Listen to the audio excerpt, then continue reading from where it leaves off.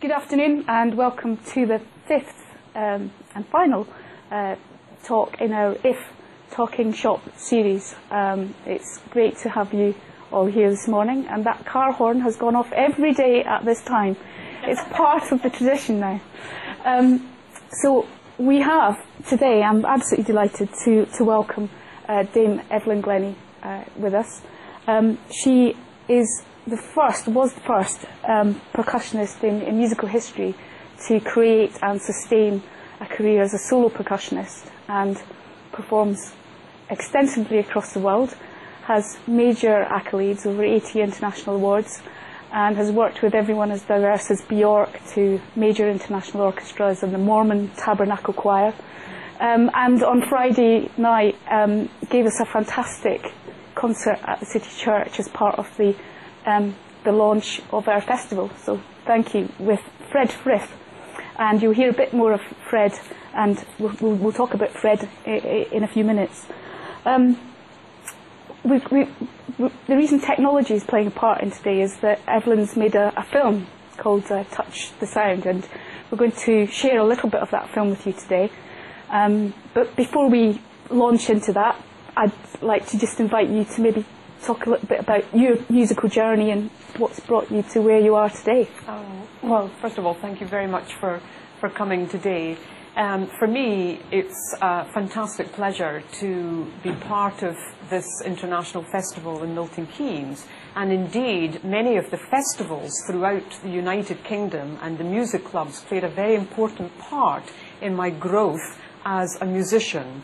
And of course, the whole idea of a solo percussionist embarking on the music scene was indeed unusual. And I remember how I started this career. Not only did you have to have this dream and vision in your mind, but you had to action that. And so what I used to do when I was a student in London was go to all of the amateur orchestras throughout London, and I'd go up to the conductors and I'd say, have you ever conducted a percussion concerto before?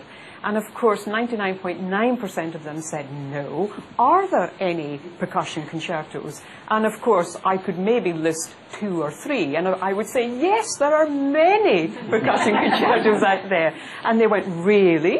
And I said, of course, if you want to do one, then I'd be very happy to make myself available. And lo and behold, it really did start from that seed. I then took the British Music Yearbook, which is like a Bible as far as listing all of the composers and the venues, the festivals, music agents, orchestras, and so on. And I'd go to the composers section. And in those days, of course, people had typewriters as opposed to email. And I would literally write, mainly by hand, to maybe 200 composers, asking if they would write pieces of music for me. And many of them replied positively. Many of them replied positively, saying my fee is X. And of course, I hadn't realized the composers needed to be paid. But this was the beginning of working with the composers. So not only was I actually planting the seeds as far as the conductors were concerned, who often made the decisions as far as what would be programmed, but also targeting the orchestra, the composers as well. So it was this sort of combination, but then music clubs especially played a very important part, as well as after-dinner performances for corporate companies, whereby you may have been asked to play for 15 minutes or 30 minutes or something. And this was a great platform for me to experiment with certain repertoire. And so obviously a lot of the repertoire I was dealing with in the early stages were transcriptions and arrangements of violin repertoire, piano, flute repertoire, saxophone repertoire, guitar, and so on. But I knew that that was not going to sustain a substantial career. And really, for those first few years, the belief I suppose through the interest in seeing how the percussion concerts would evolve was certainly there, and then my aim was to sustain the career. That was the real aim, thinking of the next generation, so that if a young person came along and said, I want to be a solo percussionist, under no circumstances could a person say, that's not possible, what are you going to play? So it was very important to get the substantial repertoire there.